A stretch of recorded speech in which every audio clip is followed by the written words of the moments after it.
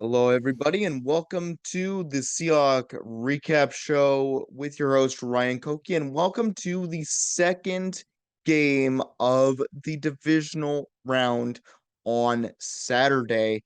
And it is Sunday morning when I am recording this. So, with this game in particular, it was the 49ers versus the Packers in this game, and this is exactly the type of game I wanted from these two teams, number one and the number seven seed in the NFC. And it was a big, big game. And this one was full of shock and intrigue. I really liked this game. It was very close and very tight. So let's get into the divisional game two recap. For this one, we had the 49ers winning it out 24-21 over the Green Bay Packers. Let's get into the 49ers stats. First, they had 356 total yards, 245 yards passing, 111 yards rushing, averaged 5.6 yards per play, 19 first downs. They went 10 for 16 on third down. They did go for it on fourth down. They had 64 total plays, one sack allowed, four punts, six penalties for 83 yards given up, zero fumbles, zero interceptions, and 29 minutes and 41 seconds of possession time for the Green Bay Packers. They had 330 total yards, 194 yards passing, 136 yards rushing, 5.3 yards per play, 20 first downs. They went 7 for 13 on third down. They went 0 for 1 on fourth down. Had 62 total plays, zero sacks allowed against a front four that is just insanely good, has so many good players on it. I am super surprised. So, props to the O line of the Packers. They had one punt, one penalty for 5 yards given up. So that's a false start penalty. And honestly, I know it was actually a legal man downfield penalty, but that's really disciplined from the Green Bay Packers as well. Good for them. They had zero fumbles and two interceptions thrown by Jordan Love, which we will get to. They had 30 minutes and 19 seconds of session time. For Ryan's focus players, let's talk about 49ers QB Brock Purdy, 23 for 39, 252 yards passing, one touchdown, no interceptions. For Brock Purdy, his stats might say he had a really good game, but there were times in this game where the 49ers were very sluggish on offense, and that's due to this Packers defense. This Packers defense really did really well. But, Brock Purdy leading his team to a playoff berth and leading them to the NFC Championship game, just a good game from him all in all. Just some of his passes were a little bit wayward, but that's also due to probably the amount of rain that they got in Santa Clara. So I'm not really blaming him. A good game from him, all things considered. Let's get to another good game, and it's running back Christian McCaffrey. Who else? 17 carries, 98 yards, averaged 5.8 yards per carry, two touchdowns. One of them was a game sealing touchdown. The other one, I believe, was a 38-yard just gash right up the middle. No one could catch him. People were trying to stop him, but when you're trying to tackle Christian McCaffrey, it's probably a lot harder than it looks. And, Christian McCaffrey, just amazing, amazing player, amazing season, in the regular season. But in this game, he was a big difference maker for the 49ers. But let's get to a wide receiver I don't think many people had me focusing on, but it's Juan Jennings. Five receptions, 61 yards, averaged 12.2 yards per reception, zero touchdowns. And the reason why I'm focusing on Jennings is that Deebo Samuel was in this game. He was active, but did get injured. First, I think he got injured in the first quarter, and he ended up not being in this game for the rest of the game. And when you have a guy like Deebo Samuel out, he has a specific role on the team. and he could play in the backfield, and he could play wide receiver out wide. So Jennings really stepped up in the fourth receiver role and really took over that spot and didn't get no touchdowns, but had a very good productive day considering that he has to fill in the role for Deebo Samuel. So he didn't do too bad of a job. Let's get to the Packers and let's get to Jordan Love. 21 for 34, 194 yards passing, two touchdowns, two interceptions. And, you look at those stats and go, oh, well, he had two interceptions, which offset the two touchdowns that he had. Well, again, remember who he's going up against. He's going up against the 49ers defense, and the 49ers have one of the best D lines in football, one of the best front fours in football, and they're one of the best NFC teams in the NFC. They made it the number one seed for a reason. That's why they're really good. But Jordan Love had a great game.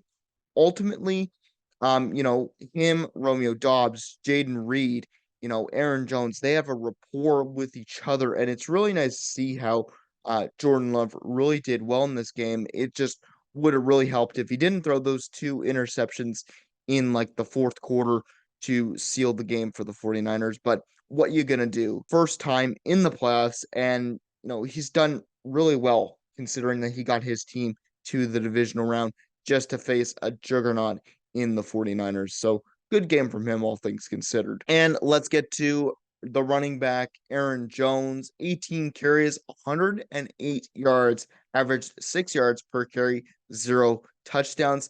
But Aaron Jones, man, like ever since coming back off of his injuries that he's had this season, like he had a back injury, I believe had a calf injury in there in the regular season, but ever since coming back from injury, he's just been on a tear, and unfortunately, this tear ends. But 100 yards, another 100-yard game, and getting 100 yards against this 49ers team is so hard. I think on the broadcast they mentioned it was like what 50 games that they had played without an 100-yard rushing game, and Aaron Jones broke the back of that. But he had a fantastic game.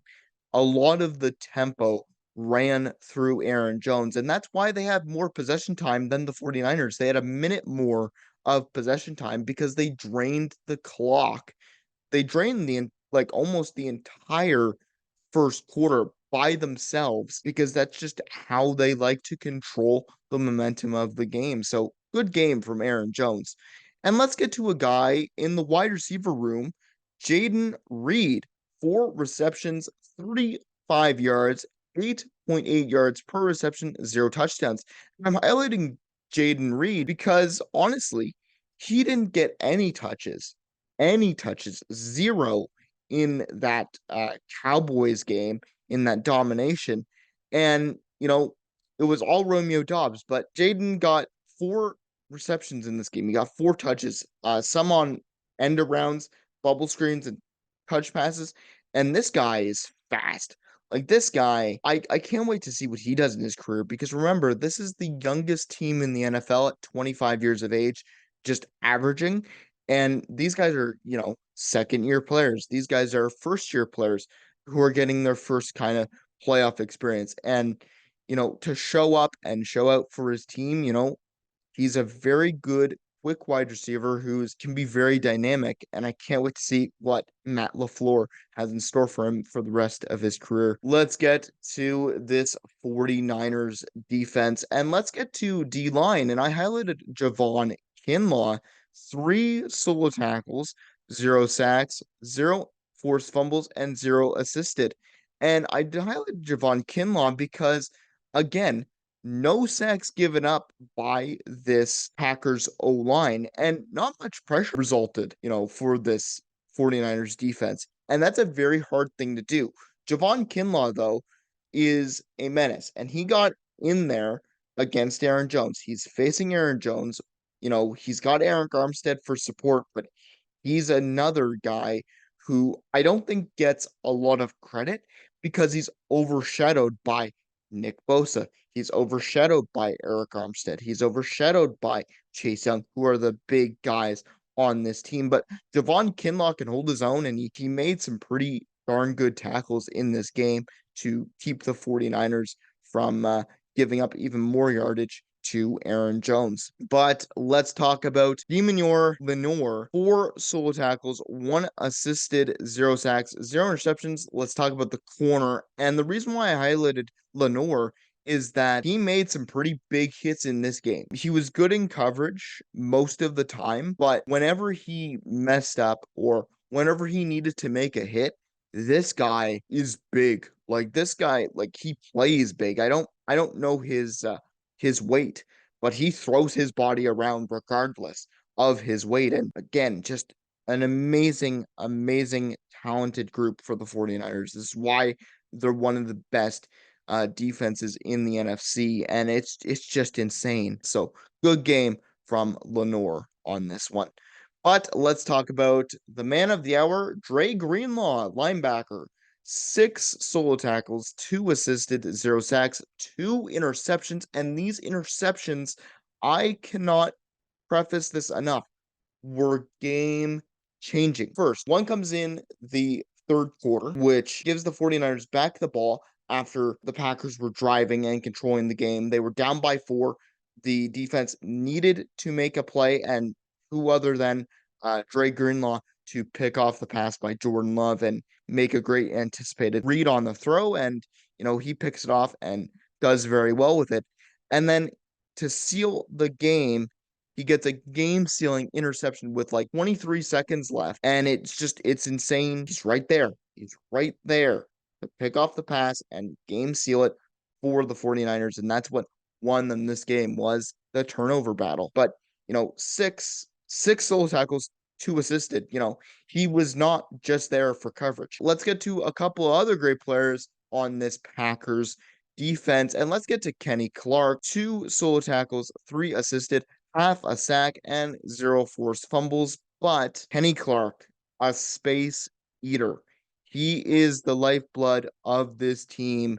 As a DT, you're meant to create space for your linebackers. You're meant to create space for other guys to get in and get sacks, and you're creating space for yourself to get sacks. And that's what this D line did, creating pressure after pressure on Brock Purdy, forcing him into mistakes, forcing him into not having the cleanest of pockets against a offensive line that has Trent Williams on it, that has Banks on it. It's a very good offensive line, and you look at that, and to see the Packers generating as much pressure as they did is great to see. So good game from Kenny Clark. Let's talk about Keyshawn Nixon, the corner, and he had 3 solo tackles, 2 assisted, 0 sacks, 0 interceptions, and he was also an all-pro returner for this team. I believe he had 73 yards on a return, and this guy was just insane on both special teams and defense. But let's talk about his defense, man. Good solid game from the 26-year-old. He's just coming in, playing with heart, and this whole Packers team plays with heart. And Joe Barry, honestly, didn't have the greatest of starts with this team on defense, but cleaned it up near the end of the regular season, and it continued into the playoffs. And these guys are really, really fighting for him and fighting for this whole entire team. Let's talk about linebacker Quay Walker. 5 solo tackles, 4 assisted, 0 sacks, 0 interceptions. And Quay Walker, man, 23 years old, just a beast of a guy. And him and Devondre Campbell have developed somewhat of a rapport with each other. I think Devondre Campbell is a very good mentor for Quay Walker, and Quay Walker, again, a good solid linebacker ready to make tackles against Christian McCaffrey, one of the best running backs in the league. Definitely the best running back in this season. He just had a really good game making solid tackles and trying to do his best in coverage and just try and help the team out where he could. But good game from Quay Walker on this run defense. Let me just start off by saying that was the best game of the entire playoffs so far. This is what we expect the playoffs to be. Tight, close matchups where it comes down to a few plays to turn the tide of the game. Congrats to the 49ers on making it to the NFC Championship game. You guys deserve it.